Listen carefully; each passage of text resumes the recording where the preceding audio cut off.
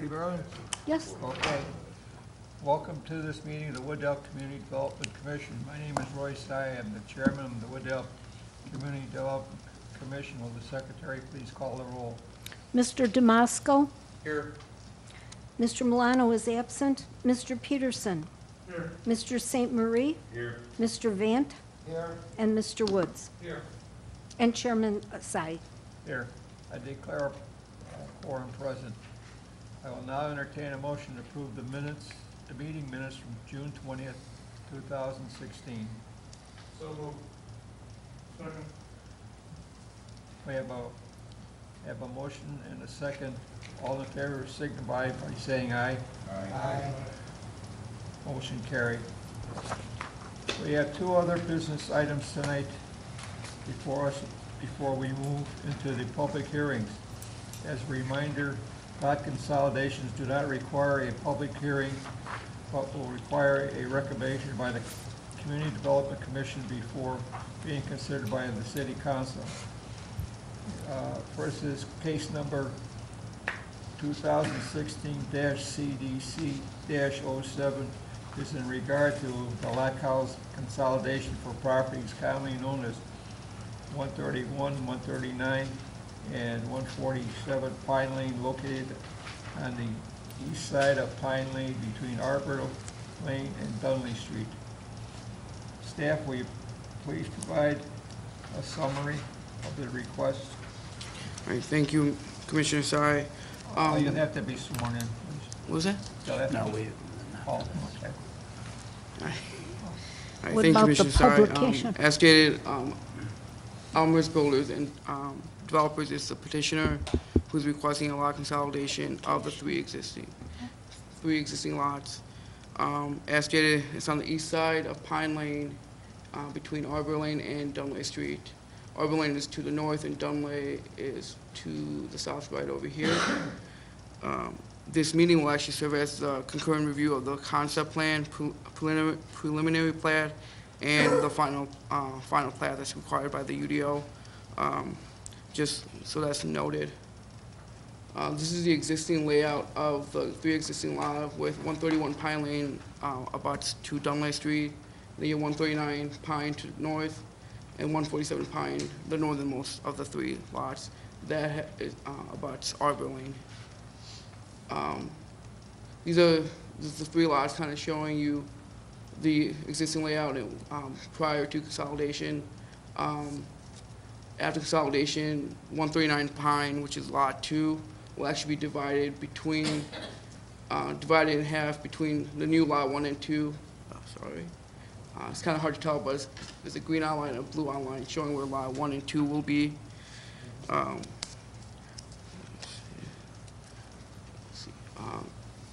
If you look at the top table, it shows the current dimensions of the existing lots.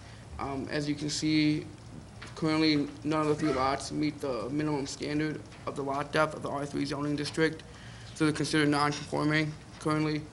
After lot consolidation, it would actually bring these lots into conformance with the UDO and the requirements of the R3 zoning districts by making them all 130-foot depth in the lot size. So that's actually going to be improving condition and bringing into conformity. With the comprehensive plan, it's complying with that. The petitioner's plans to build 2 new single-family homes on each of the lots, which is consistent with the comprehensive plan and the future land use map, which calls for it to be a moderate density single-family residential area, and it'll continue to be that. So with lot consolidation, there are 4 standards that are to be considered when reviewing and recommending approval or denial. However, unlike standards for a special use or variation, standards for lot consolidations actually have not to be met to be recommending approval, just the way it is written.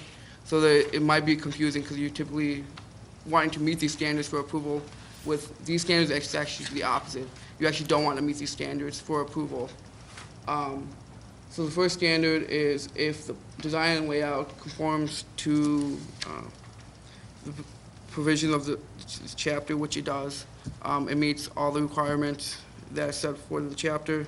Second standard is if if they have to make adequate improvements to the area. This standard does not apply to this area because there's already public improvements already made. The streets are already there, all the public services, utilities are already existing, so the developer doesn't have to put anything in new. So the standard actually doesn't apply to the petitioner and their request. Same with the third standard, because we're concurrently reviewing the concept plan, preliminary plat, and the final plat all at once and considering it as one item. The third standard doesn't apply because there's no previous provisions or comments that were made. The fourth standard is if the plat or plan does not conform to the comprehensive plan, the official map, this article, city ordinances, or established planning policies of the city, that standard is also not met because it conforms to all of those. Because of that, the petitioner's request is consistent with the comprehensive plan, is consistent with the UDO, and it actually does not meet the standards for denial. The staff recommends the CDC to recommend approval of the petitioner's request to consolidate these 3 lots into 2. With this lot consolidation, does this complete that little project over there then? Are you asking in terms of the Pine Lane Road? Pardon? Are you, in terms of the Pine Lane extension? From what I understand, the 2 new lots will actually be serviced by Arbor Lane to the north and Dunlay Street to the south, so it would not complete the Pine Lane extension because it would not be needed. Oh, they're not part of the Arbor Woods then? They are, but I believe their own subdivision. Oh, okay. Yeah. Is there any questions by members of this commission for staff? And just to make a point of procedure, so everybody is clear, typically, we have public hearings for aspects of zoning relief. This is one that we don't. It's actually just a business item, so that's why we didn't have witnesses sworn in, that's why we didn't have the public notice requirement. So this is just for the board's discussion and recommendation. And Mo, was there anybody here who was wanting to speak in favor of the? I believe Mr. Judas, who is owner of the, who's the petitioner, also the owner of the company, is here. Okay. Mr. Judas, did you want to say anything in support of your request? Well, the only thing is I You have to go up to the podium, please. Is that on? I do have a buyer for one of the lots, but it doesn't meet the ground coverage.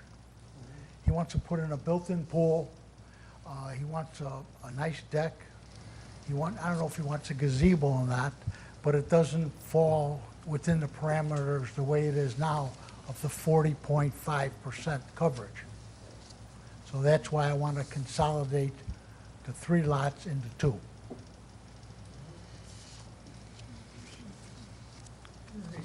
Any question for the petitioner?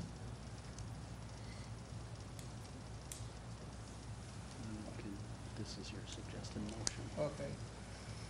Well, thank you. Thank you.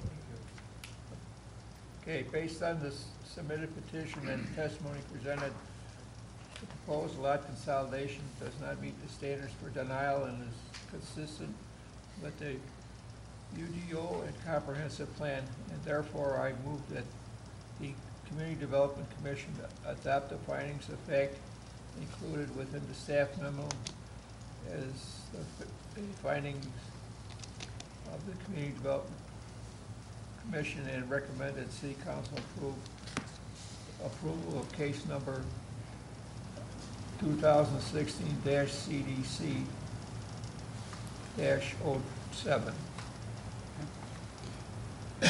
Is there a second? Second. Who made the motion? Sorry. Chairman Sykes. St. Marie? And, second. I made the second, Chairman Sykes. thank you. Do you want a roll call? Yes, yeah. Being there's been a motion second for approval.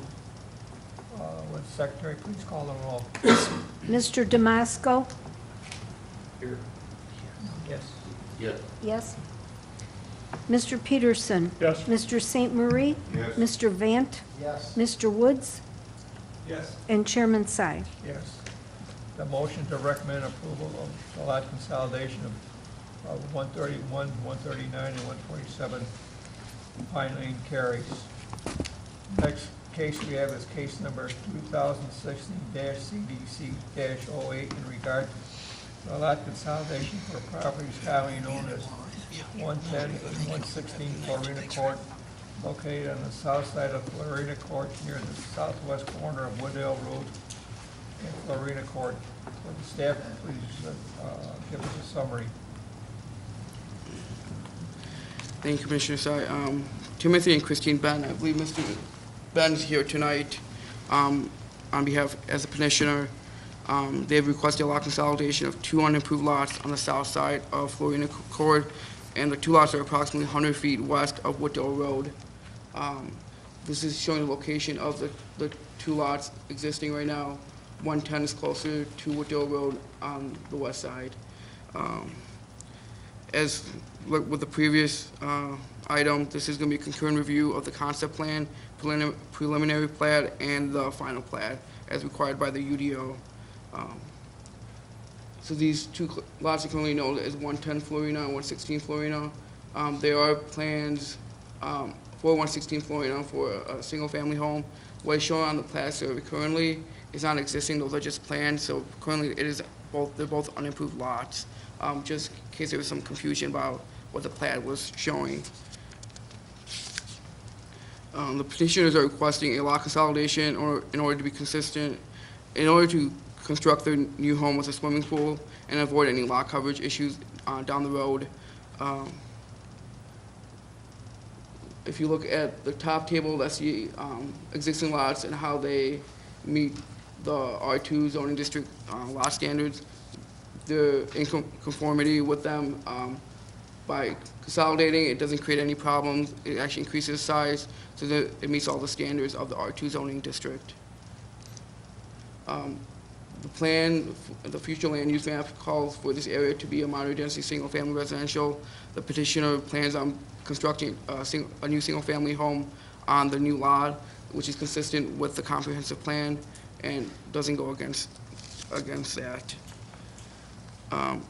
Again, stated with the other case, these are standards for denial essentially. If they're met, then a denial is voted upon. But if they're not met, then it's actually recommended for approval. The first standard, if the design layout does not conform to the comprehensive plan, it does not meet that because it does conform with the comprehensive plan. The second standard does not apply because there's already existing public improvements there. The streets are already there. All public utilities are already there, and water and sewer are able to be tapped on. So public improvements don't have to be installed. The third standard doesn't apply either because we are currently reviewing all 3 phases at once, and there are no previous provisions that have to be met. The final standard, the platted plan, does not conform to the comprehensive plan, the official map, this article, city ordinances, or established planning policy of the city. It does not meet any, that standard either because it conforms with all of those facets. Because of that, Community Development staff recommends approval because it's consistent with the comprehensive plan, consistent with the UDO, and does not meet the standards for denial. Does any members of the Community Development Commission have any questions for staff?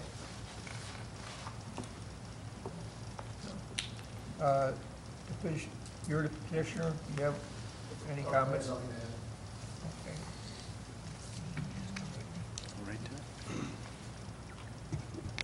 Based on the submitted petition and testimony presented, the proposed lot consolidation does not meet the standards for denial and is consistent with the UDO and comprehensive plan, and therefore I move that the Community Development Commission adopt the findings of fact included within the staff memo as the findings of the Community Development Commission and recommend to the City Council approval of case number 2016 CDC-08. I make that a motion. Second. Okay, we have a motion and a second. Roll call, please.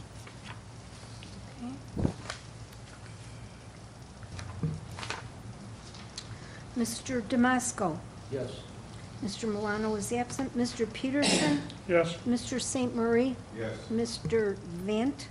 Yes. Mr. Woods? Yes. And Chairman Tsai. Yes. A motion to recommendation of the lot consolidation of 110 and 116 Florina Court carries.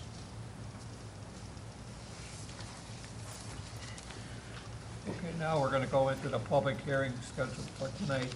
All testimony will be given under oath. At the hearing, there will be an opportunity for the public to offer testimony and to comment. Following each public hearing, our deliberations will be open to the public in the sense that all are invited to listen and to watch. The public, however, may not speak during our deliberations.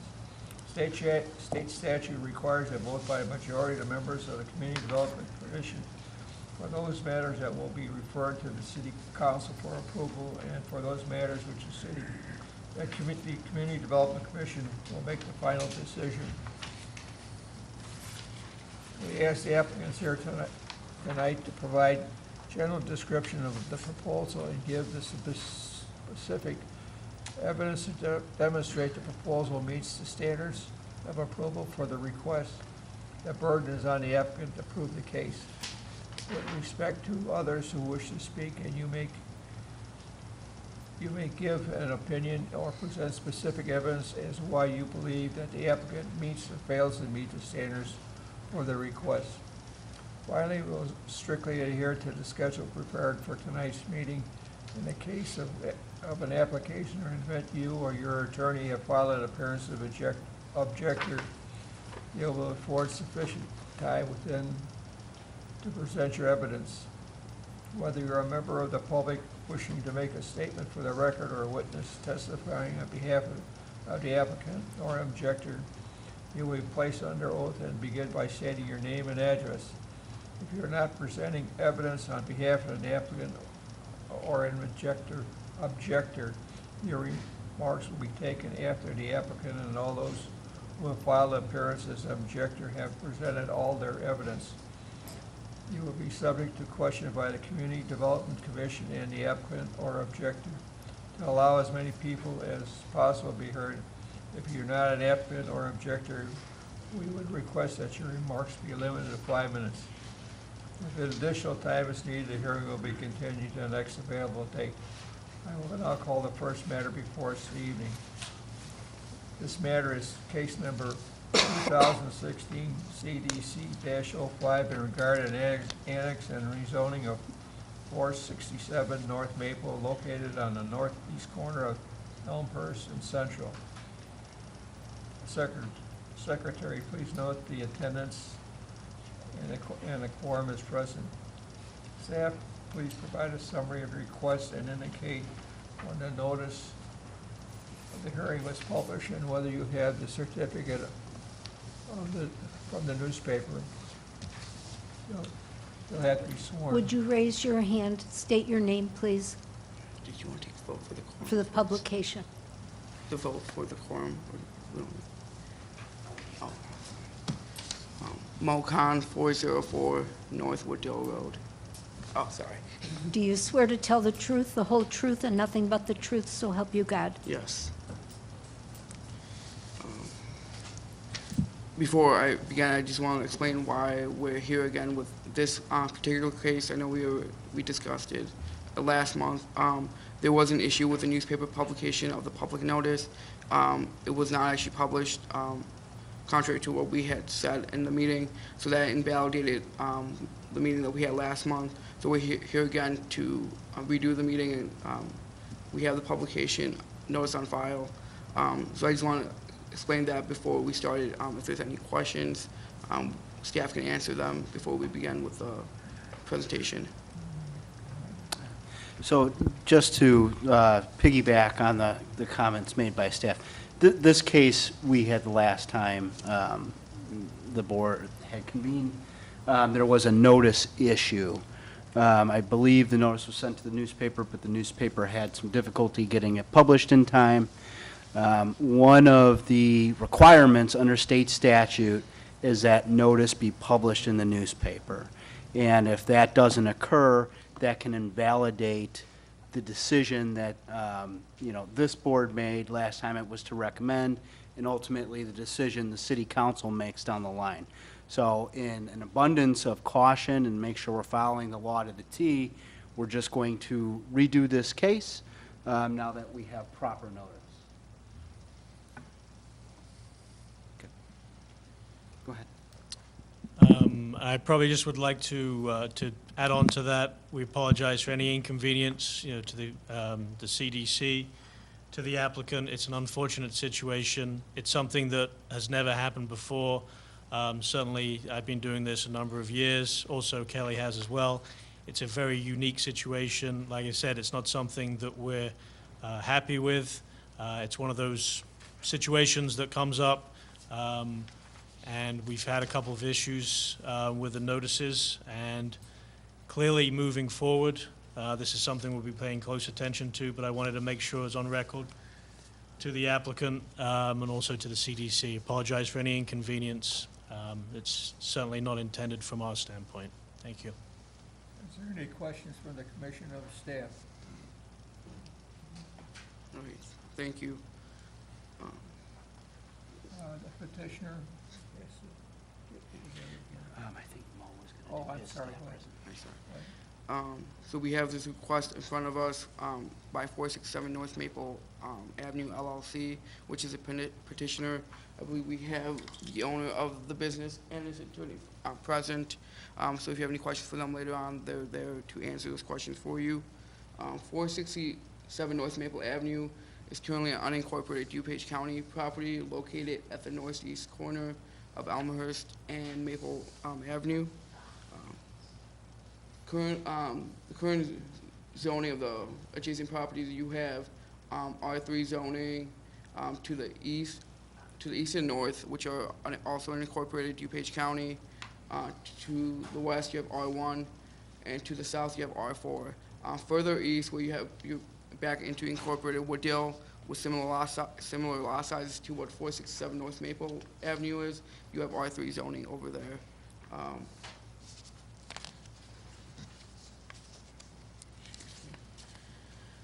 467 North Maple Avenue is actually one zoning, what we would consider one zoning lot, made up of two recorded lots. You have lot 7 to the north and lot 8 to the south. So it's one zoning lot, but two legally recorded lots. The petitioner intends to renovate the existing home, which is primarily on lot 7, and then down the road plans to build a second home on lot 8.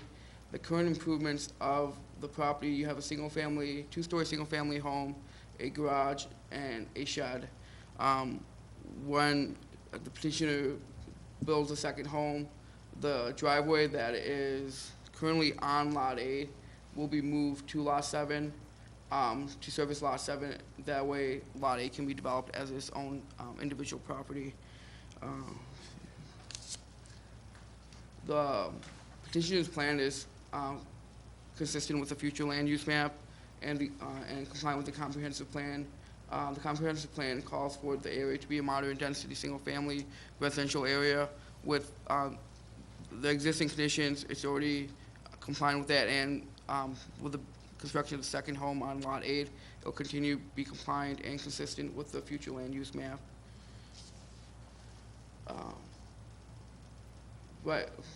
Upon annexation, 467 North Maple Avenue will be automatically rezoned R1 as called by the UDO. The standards of R1 don't really fit well with what the petitioner intends to do with separating it and making it 2 pins and constructing a second home on lot 8. It's more consistent with R3 standards. You can see the standards for R3 over on the right-hand side of the table, and these are the existing dimensions of 467 North Maple and the breakdown of the 2 lots. As you can see, when the petition builds on the second lot, those dimensions won't meet with the R1 standards. So instead of creating nonconformity, the petitioner and staff believes it's best to rezone it to R3, so there is no problem with meeting the standards. Because of the fact that this petition's request is compatible with surrounding zoning and land use classifications, consistent with comprehensive plan and consistent with the UDO, staff recommends to the CDC to recommend approval of the petition's request to rezone to R3.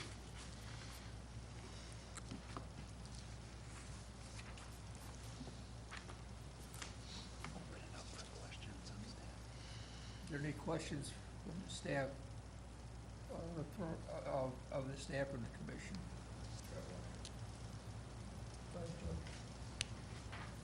Is this the current home that's currently there, is that on well and septic? I believe it is on well and septic. When the petitioner connects or annexes, he plans on connecting the existing home to city water and sewer, and when he builds a new home, it'll be automatically have to be connected to city water and sewer. Are we following the DuPage County standard for the septic tank to be destroyed? Yeah, in order for them to connect and to close out the permit, they would have to remove the well and the septic tank in. Is there any other questions for the staff? Would the petitioner or attorney make a comment, please? Would you raise your right hand, state your name and address, please? Kenneth Johnson, 191 West Irving, Wooddale, Illinois. Do you swear to tell the truth, the whole truth, and nothing but the truth, so help you God? I do. Kenneth Johnson, on behalf of 467 North Maple LLC, and just a comment. As Yogi Berra might say, this is deja vu all over again. But just to make things brevity, subject to council approval, can we enter official notice as our testimony at prior hearing, as in for our testimony at this hearing? My recommendation would be to enter the testimony anew at this hearing, so that we have fresh testimony on fresh notice. And my testimony was brief last time, just that we concur with staff recommendation. At the previous meeting, Mr. Calero just introduced himself as a new builder in Wooddale, and so that probably would not be necessary this time, I wouldn't think. All right. Nothing further, thank you. Question?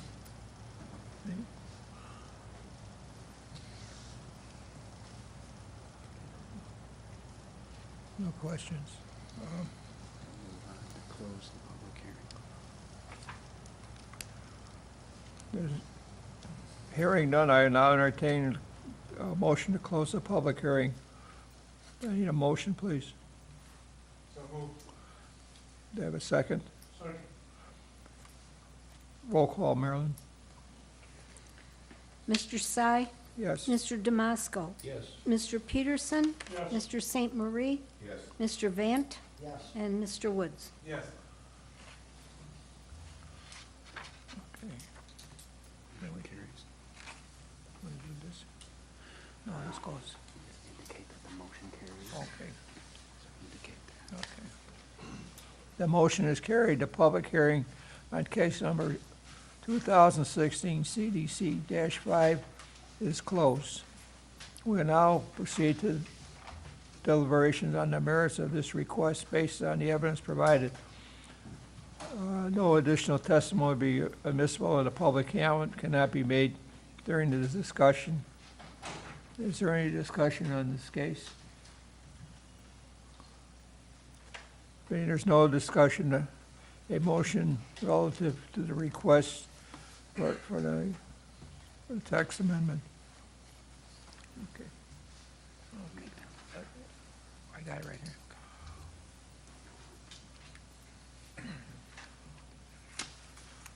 Okay, based on the submitted petition and testimony presented, the proposed amendment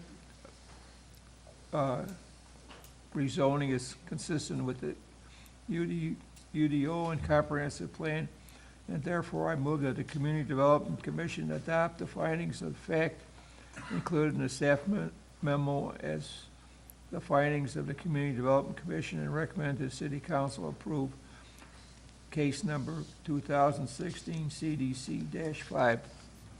That's my motion. Second. Roll call, please. Mr. Sy. Yes. Mr. Damasco.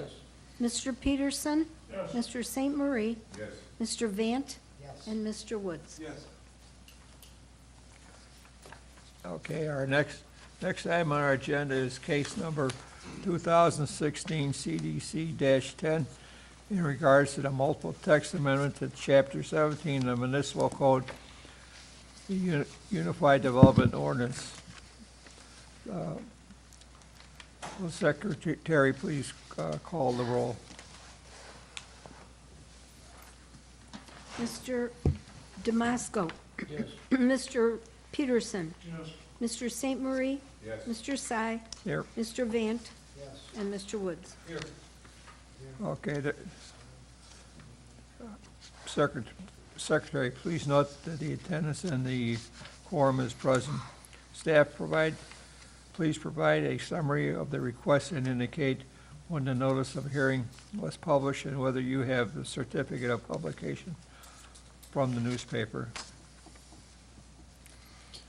Yes, we definitely do have that notice.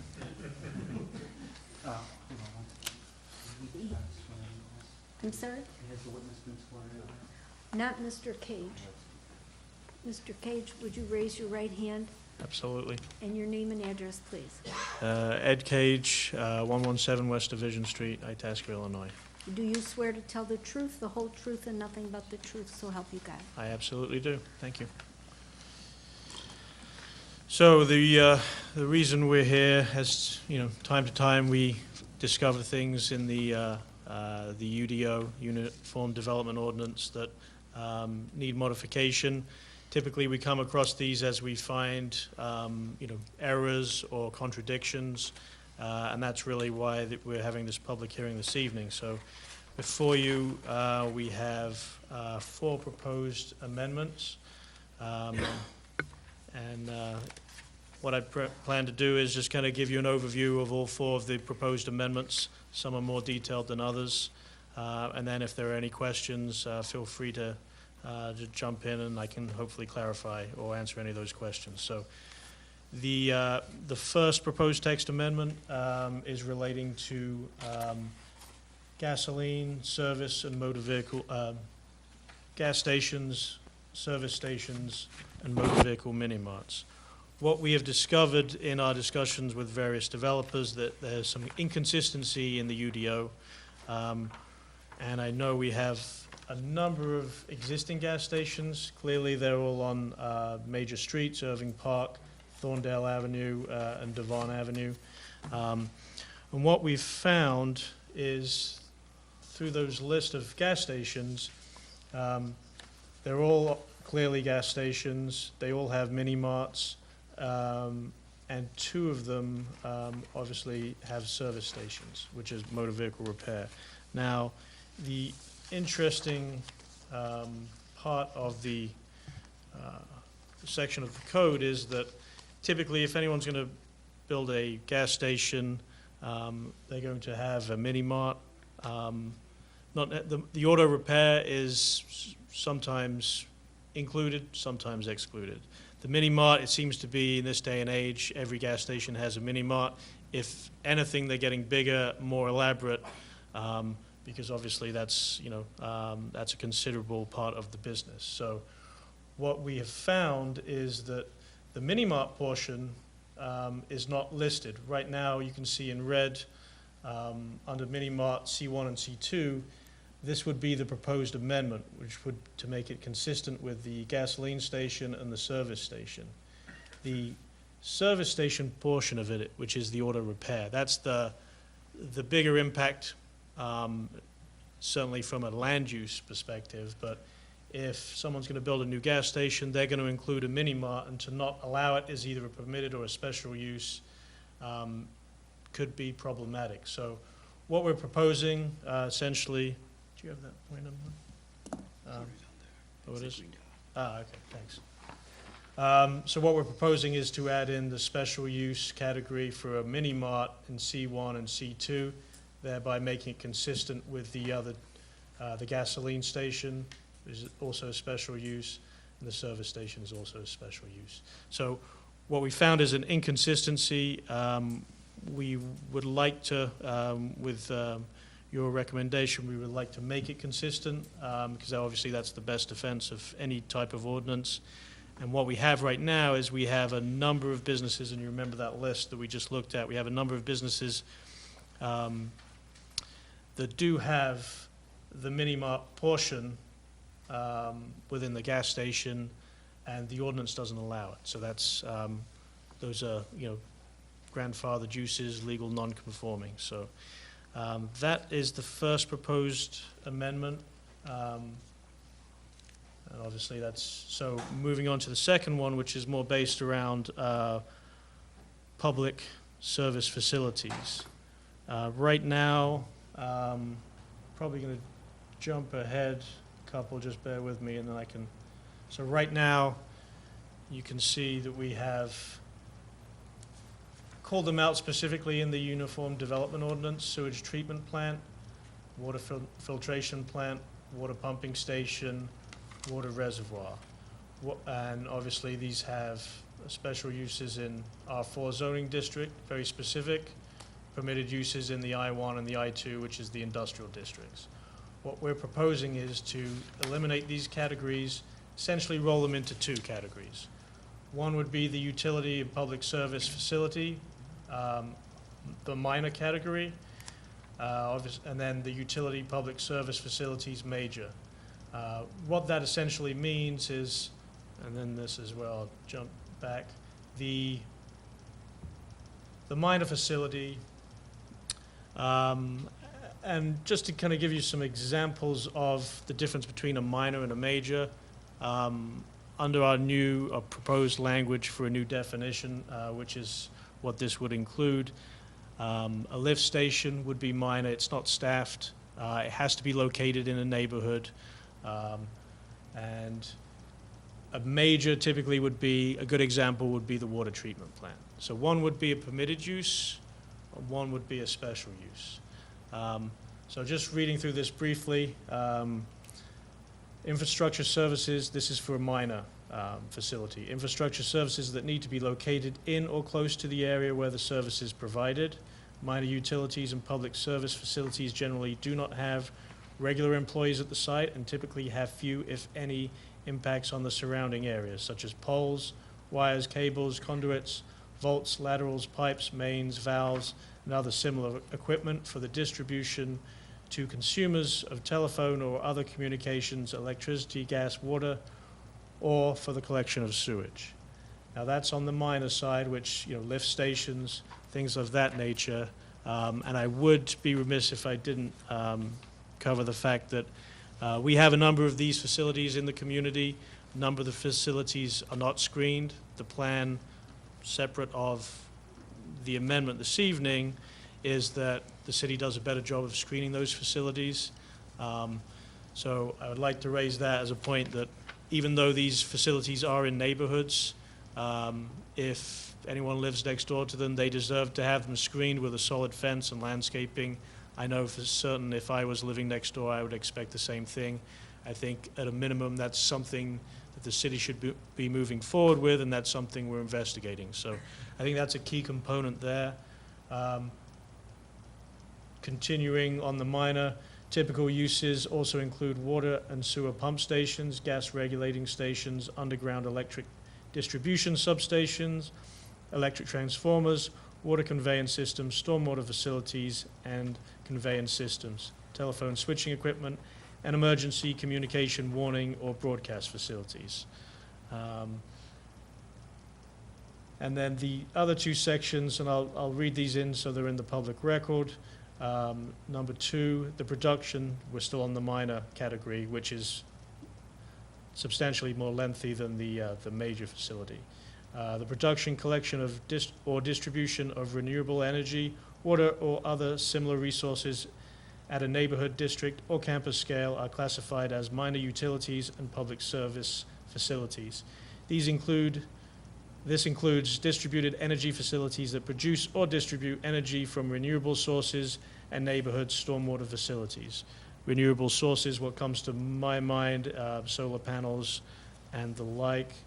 And then moving to the last point 3 under the minor facility, energy production systems that generate energy from the byproducts of the principal use are considered accessory uses, including not metered installations and installations that generate power to sell at wholesale to the power grid. So that is essentially the minor category, which would be a permitted use in all zoning districts. If it's a new facility, a lift station or something like that, my anticipation is that that's something the city would screen, solid fence, landscaping, etc. Moving on to the major facility, just to read it into the record, utilities and public service facility, major, infrastructure services that typically have substantial visual or operational impacts on nearby areas. Typical uses include, but are not limited to water and wastewater treatment facilities, high-voltage electric substations, utility-scale power generation facilities, including wind, solar, and other renewable and non-renewable energy sources, sanitary landfills, and utility-scale water storage facilities such as water towers and reservoirs. The key here being we have some facilities that are minor, smaller, less of an impact, but still should be screened. The larger major facilities would require a special use, which the CDC well knows would come to the CDC at a public hearing and then go to City Council. So that's an area within the code that we have come across that the code is probably not as clear as we would like it to be, hence we're looking to amend the code and why we're here for a public hearing this evening. So that's just going back to the chart we just touched on briefly. So eliminated the breakdown of the specific uses, creating the two, the minor and the major. Obviously the minor would be a permitted use with screening, landscaping. The major use would be a special use across the board until you get into a more appropriate zoning district like I-1 and I-2, which is industrial. And so the revised section would be section 17-601-E, uses permitted in all districts, minor utilities and public service facilities are permitted in all zoning districts and are exempt from the provisions of this chapter, provided that the installation of such facilities conforms to all other applicable laws and regulations. And the good news is that's the complicated one out of the way. Moving on, this is the third item, which is essentially we have in section 17-602-A-2-B, table of permitted yard obstructions. Right now, and this is probably an error when the code was drafted, right now we do not allow sidewalks and driveways as a permitted front yard obstruction. We all know that that's not the case. We all need to access our property. We've come across this. It makes no sense that it's permitted in all the other yards, so we just want to add it in as a permitted obstruction within the front yard. That's number 3 in a nutshell. Moving on to the last proposed text amendment. The existing regulations in section 17-605-A-4 relates to the corner side yard setbacks on a 50-foot wide lot in the R4 district. What we have come across is we've actually had an application made for a variance. So you've got a 50-foot wide lot. You have side yard setback of 10 feet or 10% of the lot width, and you have a corner side yard of 25 feet. So obviously you can see right there between the 25 feet on the corner side yard, in addition to the either 10 or 5 or somewhere in between, you really have your footprint for a house is substantially reduced. The variance that I refer to was a very similar situation, a corner lot in R4, 50-foot wide. Typically, in an ordinance, you'll have a front yard setback, and in this case, it's, I believe, 25 feet. The front corner side is typically reduced because you have your front yard, and then you're on a corner, and it's reduced to, you know, a lesser amount, whether it's 15 or 10 feet, something like that. So that was what the variance was requested a few years ago. What we found is, you know, the applicant has requested that variance to be continued, to be extended. What we've found is there are a number of other properties in the city that have the same issue. Really what this proposed text amendment is allowing a 30-foot wide house, which makes perfect sense on that size lot. But rather than have all these properties come in and request a variance through the CDC and then have to go to the city council, the proposed text amendment would allow some flexibility so that we can allow a 30-foot wide house on the corner. So just to go through it briefly, the slides. So we would be adding a note into that section 17-605-A-4, add a note that to the corner side yard setback that would read, corner side yard setback may be reduced administratively to allow the construction of a house that is 30 feet in width. So rather than each individual property owner keep coming back to the CDC and going through the city council, which obviously there's a cost in financially, there's a cost in time. We've seen, staff has seen that there are enough other properties that have the similar situation that, you know, if the CDC and the city council agree, this is something that we could amend the code to make it easier for the owners of these properties, less burden on CDC and city council if so desired. So with that, that's the four proposed text amendments. They're consistent with the comprehensive plan and the UDO, and staff feels that the amendments are reasonable and bear a relationship to the public health, safety, morals, or welfare. Oops, sorry. And with that, if anyone has any questions on the floor, I'd be happy to answer them or clarify any issues. I have a question. On a 30-foot lot or a 30-foot house, how deep would it be? In other words, how many square feet would the house end up? And would it be single-story or multi-story?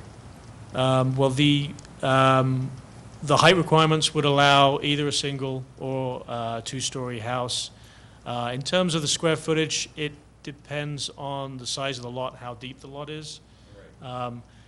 I think what we've found is that, you know, 30 feet seems to be the minimum house width that will work on a lot this size.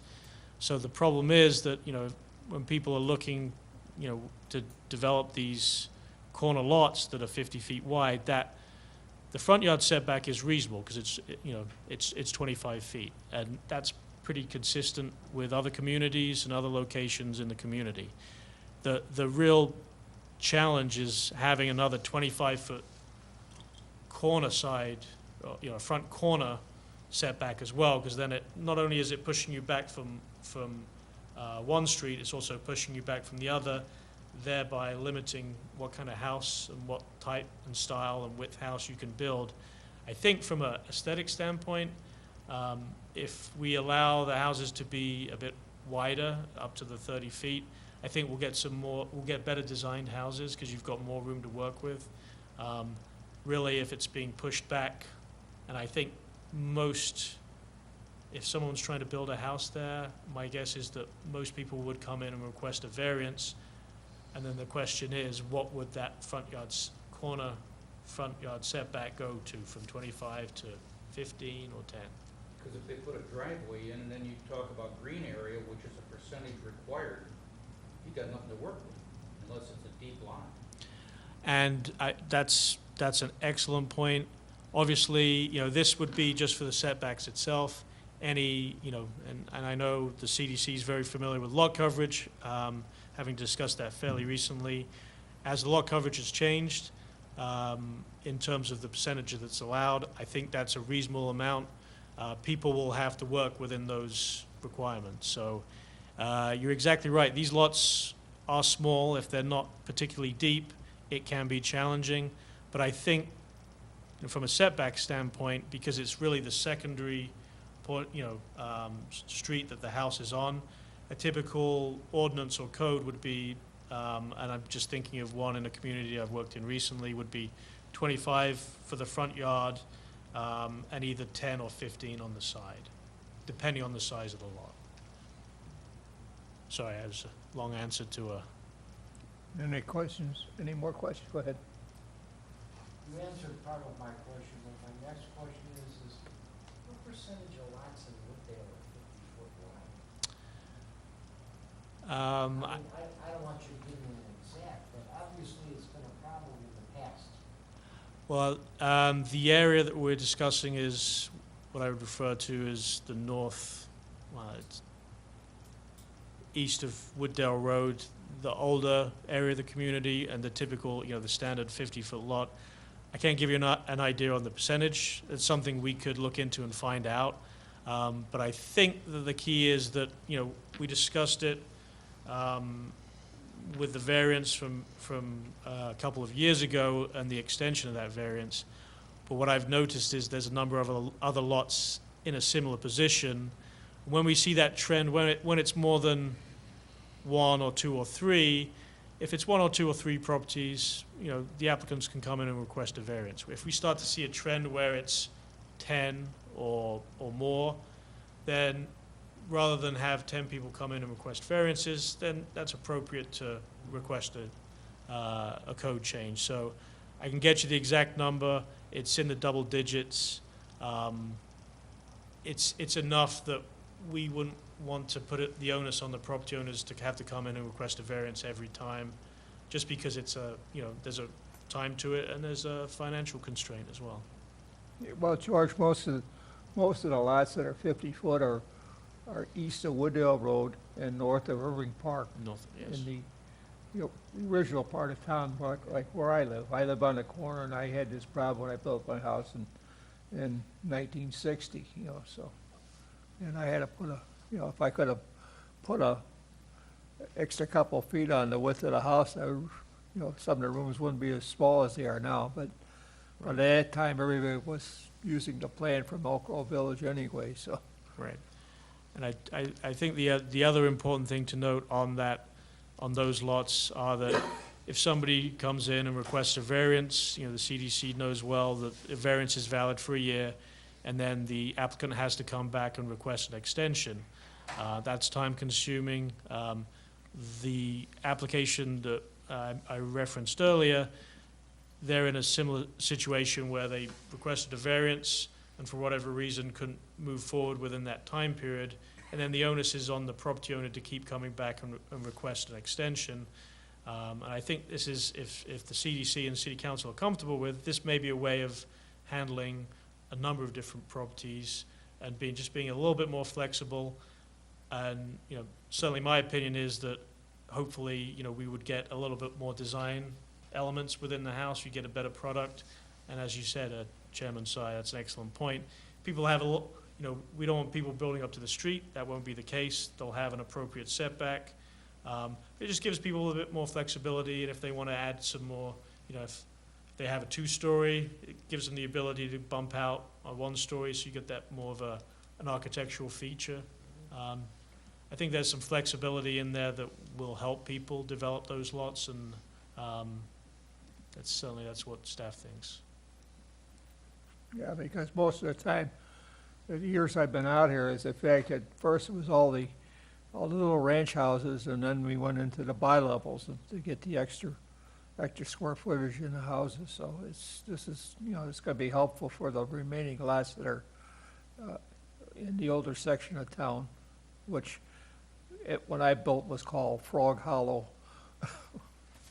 And just to echo the point again, Commissioner Damasco, is that the only flexibility that we're discussing is on the setback. Lot coverage, height, all the other bulk requirements are duly noted and still applicable. It just gives them flexibility to come out a bit further. They still have to meet floor area ratio FAR requirements. They still have to meet all the bulk requirements. So I think if you're, you know, if it's something that the CDC and City Council, you know, are comfortable with, it gives some flexibility. But then I look at it, and the approach would be, you know, the CDC and the City Council, if it were to be approved, has allowed some flexibility there. If it causes you problems, you know, in terms of the property owner or the developer to meet the FAR requirements of the lot coverage, that's not something we're talking about changing. So, and, you know, recently we've talked about lot coverage. I think we've, you know, been as flexible as we want to be with that. They'll have to work within the parameters just like everybody else. So it's some flexibility, but like with everything, you'll get some benefits, but not everything. Is there any other questions for Mr. Woods? I remember that variance that came in front of us, and when he came to us, he said he was going to build a house. And he still has built nothing there? Yes, that's correct. There's no house. They've requested an extension of the variation. My opinion is it's a valid request. Obviously, we'd like to see a new house be built there. I think this is a way of allowing them to do that. And all good plans, you know, was it the best made plans? You know, I have some of my own, and you think you can get them done in a certain time frame, and doesn't, for whatever reason, it doesn't always happen. Obviously, we'd like that, you know, property owner to build the house. I know they have an interest in building it sooner than later. So it's something that we would like them to move forward with, but we'd also like to take a look at helping out some of these other corner lots as well. Any other questions?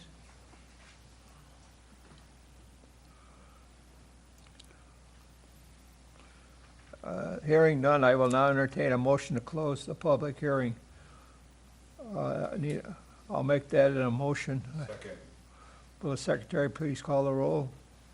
Mr. Sy? Yes. Mr. Damasco? Yes. Mr. Peterson? Yes. Mr. St. Marie? Yes. Mr. Bunt? Yes. And, sorry, and Mr. Woods? Yes. The motion is carried. The public hearing on case number 2016 CDC 10 is closed. Now we'll proceed with the deliberations on the merit of the requests based on the evidence provided. Is there any other discussion? Just make the motion. Nobody wants to discuss. Well, here no other discussion. I'll make a motion to recommend approval of all the proposed amendments based on the proposed text amendments to Chapter 17 of the Municipal Code as summarized in the staff memo and public testimony received. I move that the Community Development Commission recommend to the City Council approval of the text amendments as set forth. All right, that's my motion. Second. We have a motion second. Roll call? Mr. Sy? Yes. Mr. Peterson? Yes. Mr. Damasco? Yes. Mr. St. Marie? Yes. Mr. Van? Yes. Mr. Woods? Yes.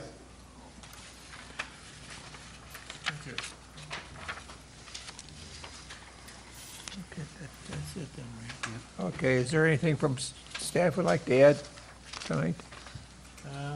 Any other business? Nope. Next meeting, August 15th, Oh, okay. 2016. There being no further business, I entertain a motion to adjourn. Second. All in favor? Aye. Opposed? Motion carried. Thank you very much. Thank you.